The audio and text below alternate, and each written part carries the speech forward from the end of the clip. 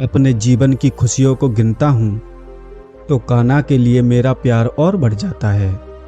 और जब भी मैं अपने जीवन के संघर्षों को गिनता हूँ तो कान्हा के लिए मेरा विश्वास और बढ़ जाता है। नमस्कार दोस्तों, स्वागत है आप सभी का फिर से एक और नई वीडियो में। भगवान श्री कृष्ण की लीला से सीखने वाली 5 बड़ी बातें। प्रभु ने जो लीला रची उनसे 5 बड़े संदेश मिलते हैं।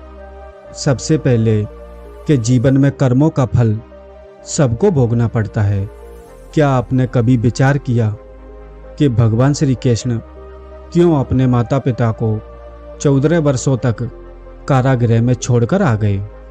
उनके माता पिता जेल में बंदी रहे, जबकि उनका बेटा तो भगवान था।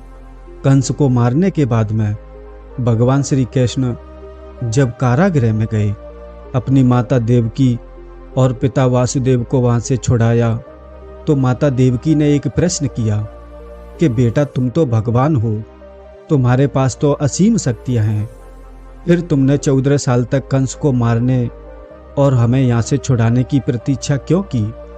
तो भगवान श्री कृष्ण ने कहा कि माते क्षमा करें, क्या आपने मुझे पिछले जन्म में 14 साल के लिए वनवास नहीं भेजा था? तो माता देवकी आश्चर्यचकित हो गई। उन्होंने कहा, बेटा ये कैसे संभव है? तो भगवान श्री कृष्ण ने याद दिलाया कि पिछले जन्म में आप माता कैकेयी थी और आपके पति राजा थे। माता देवकी ने फिर से पूछा कि फिर महारानी कौशल्या कौन थी? भगवान श्री कृष्ण ने कहा कि वही तो इस जन्म में मेरी माता यशोदा है, 14 साल तक जिसको पिछले जन्म में माँ के प्यार से वंचित रहना पड़ा, वो प्यार उन्हें इस जन्म में मिला है। हर प्राणी को इस मृत्यु लोक में अपने जीवन का फल भोगना ही पड़ता है, इस बात को याद रखिएगा। दूसरी बड़ी बात जो हमें समझ लेनी चाहिए कि प्रभु वो करते हैं जो हम नहीं कर सकते। दुर्योधन सभी पांडवों को मार देना चाहता था। उसने लाक्षागृह में पांडवों को मारने की योजना बनाई थी और लाक्षागृह की उस षड्यंत्र से बचकर के पांडव निकल गए और भेष बदलकर जंगल में रह रहे थे। उस समय राजा द्रौपद ने अपनी बिटिया राजकुमारी द्रौपदी का स्वयंवर रखा और इस आयोजन में पांडव भी ब्राह्मण के भेष में वहां पर पहुंच गए। उस स्वयंवर में भगवान श्री कृष्ण वहीं थे और ब्राह्मणों के रूप में जब पांडव आए तो भगवान श्री कृष्ण ने उन्हें पहचान लिया था। स्वयंवर में ये शर्त रखी थी कि योद्धाओं को भूमि पर रखा हुआ जो पात्र है उसमें जो पानी भरा हुआ है, उस पानी में देख करके जो छत पर घूम रही मछली, उसकी आंख पर निशाना लगाना है। जो योद्धा ये शर्त पूरी कर देगा उसी से द्रौपदी का विवाह तय होना था। जब अर्जुन इस प्रतियोगिता में शामिल होने पहुंचे तो भगवान श्री कृष्ण ने उन्हें समझाया कि मछली की आंख में निशाना कैसे लगाना है। पूरी की पूरी विधि जो है भगवान श्री कृष्ण अर्जुन को समझा देते हैं। तो अर्जुन ने हंसकर कहा, अगर सब कुछ मुझे ही करना है तो आपकी क्या आवश्यकता है? तो भगवान श्री कृष्ण ने कहा कि तुम सिर्फ वो करो जो तुम्हारे बस में है और मैं वो करूँगा जो तुम्हारे बस में नहीं है। तो अर्जुन ने कहा कि वो क्या है? तो भगवान ने कहा कि मैं हिलते हुए पानी को स्थिर कर दूंगा ताकि तुम्हें निशाना लगाने में परेशानी ना हो। तुम सिर्फ बेहतर से बेहतर करने का प्रयास करना। अर्जुन ने वही किया और मछली की आंख में निशाना लगा दिया। हमें बेहतर से बेहतर प्रयास करना चाहिए कि प्रभु वो करते हैं जो हम नहीं कर सकते। कुछ फैक्टर हमारे हाथ में नहीं है, उनको प्रभु के ऊपर छोड़ देना चाहिए। अगर आपकी भक्ति सच्ची है तो वो भी हो जाएगा जो आपको इम्पॉसिबल लगता है।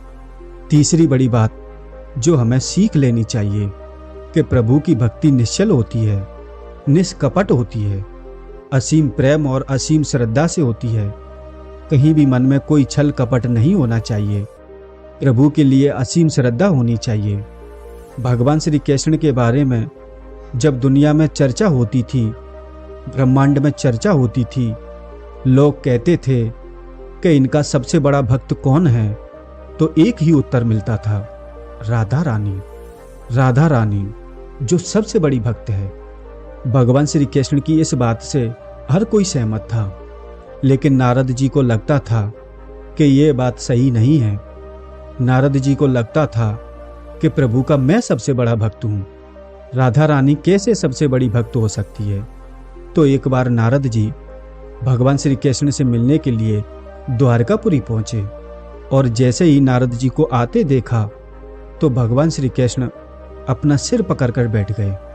जैसे ही नारद जी ने उन्हें प्रणाम किया और पूछा कि आपने सिर क्यों पकड़ा हुआ है, तो भगवान श्री कृष्ण ने कहा कि आज सिर में बहुत पीड़ा हो रही है और बहुत दर्द हो रहा है। तो नारद जी ने पूछा कि प्रभु इसका क्या उपाय है, कैसे ठीक हो सकता है। तो प्रभु ने कहा कि मेरा सबसे बड़ा भक्त, मेरा परम भक्त जो है, अगर वो अपने चरण धोकर जो चरण अमृत है अगर मुझे पिला देता है तो मेरा सिर दर्द ठीक हो जाएगा। अब नारद जी जो है वो चक्कर में पड़ गए कि सबसे बड़ा भक्त तो प्रभु का मैं हूं, लेकिन मैं अपने पैर धोकर के वो जो पानी है अगर प्रभु को पिलाऊंगा तो मुझे नरक जाने का पाप मिलेगा। फिर उन्होंने सोचा कि राधा रानी भी अपने आप को भगवान श्री कृष्ण का सबसे बड़ा भक्त मानती है। प्रभु से आज्ञा लेकर वो राधा रानी के महल में गए और उन्होंने बताया कि प्रभु के सिर में पीड़ा हो रही है। तो राधा जी ने एक क्षण का भी विलंब नहीं किया। उन्होंने अपने चरण धोकर के जो अमृत था, जो पानी था, उसे कटोरी में लाके दिया और नारद जी से कहा कि आप लेकर जाइए मुनिवर। मैं नहीं जानती कि मैं भगवान श्री कृष्ण की कितनी बड़ी भक्त हूँ, लेकिन मैं अपने प्रभु को पीड़ा में नहीं देख सकती। राधा जी ने जब ये बात कही, जो सच्ची भक्ति के भाव उन्होंने सुने, तो नारद जी ने भी प्रणाम किया और कहा कि आप ही प्रभु की सबसे बड़ी भक्त हैं। और प्रभु श्री कृष्ण ने ये जो लीला रची, ये सिर्फ और सिर्फ मुझे संदेश देने के लिए रची है कि जो भक्ति है वो संपूर्ण भाव और संपूर्ण श्रद्धा से होती है। और चौथी बात से सीखने को मिलता है, जिनको नाम से रणछोड़ दास कहते हैं, कि भगवान श्री कृष्ण ने रण छोड़ दिया था। जीवन में कभी भी अनावश्यक अपनी ताकत जो है लोगों के सामने दिखावा नहीं करना चाहिए। अगर भगवान श्री कृष्ण चाहते तो सब कुछ कर सकते थे, लेकिन उन्होंने अनावश्यक अपनी ताकत का कभी भी प्रदर्शन नहीं किया। महाभारत में भी वे सारथी बने, योद्धा नहीं बने। अर्जुन से कहा कि तुम्हारा युद्ध तुम्हें लड़ना होगा, और एक बार तो उन्होंने छोड़ दिया था। भगवान श्री कृष्ण का जन्म हुआ था कंस का वध करने के लिए, और ये जो पृथ्वी लोक है कंस के अत्याचारों से मुक्त करने के लिए। और जब भी किशोर अवस्था में थे तभी वो गोकुल से मथुरा आए और उन्होंने दुष्ट का वध कर दिया। कंस की मृत्यु से दुखी हुए जरासंध जो उसके ससुर थे, उन्होंने एक बड़ी सेना लेकर आक्रमण कर दिया। और जरासंध जब आया तो उसके साथ में शिशुपाल और कल्यावन जैसे शक्तिशाली राजा थे। वे सब आए, और जैसे ही मालूम चला भगवान श्री कृष्ण को और बड़े भैया बलराम को, तो इस युद्ध को टालने के लिए और जो निर्दोष नागरिक थे उनकी जान बचाने के लिए प्रभु ने अपनी लीला रची। और रातों रात जो वहाँ के नागरिक थे उनको एक नगरी समुद्र किनारे द्वारका बसा करके वहाँ जो सीधा भेज दिया। अगले दिन जब जैसे ही भोर हुई और जैसे ही वहाँ पर युद्ध प्रारंभ हुआ, तो जरासंध जो कंस का ससुर था वो आया, उसके साथ में बाकी राजा आए, और इन दोनों भाइयों को मारने के लिए उन्होंने शस्त्र उठाए। तो दोनों भाई रण छोड़कर भागने लगे, और उनके पीछे जरासंध और कालयवन जो राजा थे वो भागने लगे। कालयवन जो था वो बड़ा निडर था, क्योंकि उसे देवताओं का वरदान मिला हुआ था कि उसकी हत्या किसी अस्त्र या शस्त्र से नहीं होगी। ऐसा लग रहा था कि उसको कोई मार ही नहीं पाएगा। तो भगवान श्री कृष्ण का पीछा करते करते गुफा में जा पहुंचे।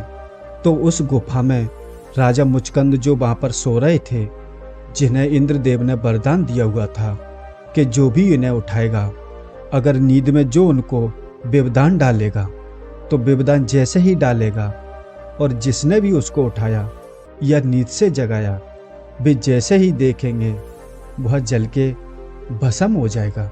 तो भगवान श्री कृष्ण ने वहां पर अपनी दूसरी लीला रची। जो मुचुकुंद सोए हुए थे उनके ऊपर भगवान श्री कृष्ण ने अपना पीतांबर डाल दिया और खुद छुपकर बैठ गए। काले यवन जैसे ही वहां पहुंचा तो उसे लगा कि भगवान श्री कृष्ण सोए हुए हैं, तो उठाने के लिए उसने एक लात मारी। और जैसे ही राजा मुचुकुंद की निंद्रा खुली, उन्होंने जैसे ही देखा काले यवन जलकर भस्म हो गए, क्योंकि उनको इंद्रदेव का वरदान था। और उसके बाद राजा मुचुकुंद को अपने चतुर्भुज रूप में दर्शन दिए और मोक्ष का वरदान दिया। जो जरासंध था उसका भी उन्होंने भीम के द्वारा उसका वध करवाया। तो भगवान श्री कृष्ण ने यहाँ पर कुछ बातें और समझाई कि देवताओं के वरदान का भी उन्होंने मान रखा और युद्ध से भाग करके उन्होंने बताया कि निर्दोष नागरिकों की भी जान बचाई जा सकती है और बेवजह अनावश्यक अपनी ताकत का प्रदर्शन नहीं करना चाहिए। और पांचवी बात से सीखने को मिलता है कि घमंड से दूर रहना चाहिए। भगवान श्री कृष्ण की एक रानी थी जिनका नाम था सत्यभामा, और भगवान श्री कृष्ण एक बार उनके साथ सिंहासन पर विराजमान थे और उनके आसपास ही गरुड़ जी थे। सुदर्शन चक्र था जो सबसे तेज है। तो पास में बैठी सत्यभामा ने श्री कृष्ण से बातों बातों में प्रश्न किया कि हे प्रभु, जो आपने त्रेता युग में राम अवतार लिया था तो आपकी पत्नी सीता थी, क्या वो मुझसे अधिक सुंदर थी? तो भगवान समझ गए कि उनको घमंड हो चुका है, अहंकार आ चुका है। तब गरुड़ जी ने कहा कि प्रभु, क्या मुझसे भी कोई तेज उड़ सकता है? सुदर्शन चक्र भी चुप नहीं रहा। उसने कहा कि प्रभु, मैंने आपको इतने युद्धों में विजय दिलाई, क्या मुझसे भी कोई शक्तिशाली है? तो भगवान श्री कृष्ण तो समझ गए कि तीनों को जो अहंकार हो चुका है। तो उन्होंने कहा, एक काम कीजिए, आप हनुमान जी के पास जाइए और उनसे कहना कि उनके जो प्रभु हैं श्री राम और माता सीता प्रतीक्षा कर रहे हैं। इसके बाद प्रभु ने सत्यभामा जो रानी थी कि आप माता सीता के रूप में तैयार रहें, और स्वयं उन्होंने प्रभु श्री राम का अवतार लिया और सुदर्शन चक्र से कहा कि आप मुख्य द्वार पर पहरा दीजिए, बिना मेरी आज्ञा के कोई प्रवेश नहीं करना चाहिए। जब गरुड़ जी हनुमान जी के पास पहुंचे और उनसे कहा कि प्रभु का संदेश है, प्रभु श्री राम और माता सीता आपकी प्रतीक्षा कर रहे हैं, तो हनुमान जी ने कहा कि गरुड़ जी आप चलिए, मैं आता हूँ। गरुड़ जी को लग रहा था कि ये वृद्ध हो गए, अब कहाँ आएंगे मुझसे पहले, मैं ही पहले पहुँचूंगा। तो जैसे ही वो पहुँचे तो उन्होंने जाकर देखा हनुमान जी तो उनसे पहले ही द्वारका में पहुँच चुके और प्रभु श्री राम के चरणों में बैठे हैं। गरुड़ जी का जो घमंड था टूट गया। तो प्रभु ने पूछा हनुमान जी से कि तुम महल में प्रवेश कैसे कर पाए? आपको मुख्य द्वार पर सुदर्शन चक्र ने रोका नहीं? तो हनुमान जी ने अपने मुंह में से सुदर्शन चक्र निकाला और कहा, मुझे अंदर आते समय ये रोक रहा था, लेकिन मैंने इसे अपने मुख में रख लिया। सुदर्शन चक्र का भी जो घमंड था वो टूट गया। गरुड़ जी को लगता था कि मैं तीव्र गति से उड़ता हूँ, वो भी टूट गया। और फिर हनुमान जी ने कहा कि प्रभु, एक बात समझ में नहीं आई, माता सीता की जगह आपने किसी दासी को आपने अपने पास क्यों बैठा रखा है? सत्यभामा रानी का भी जो घमंड था वो भी टूट गया। प्रभु ने सबको बता दिया कि मेरी लीला थी, बस अहंकार मत करना, अहंकार से बुरी कोई वस्तु नहीं है। ये 5 लीलाएं, 5 कथाएं जो जीवन में बहुत बड़े मैसेज देती हैं। तो दोस्तों, ये थी भगवान कृष्ण की वो 5 बातें। अगर आपको पसंद आई हो तो वीडियो को लाइक और हमारे चैनल को सब्सक्राइब जरूर करें। धन्यवाद।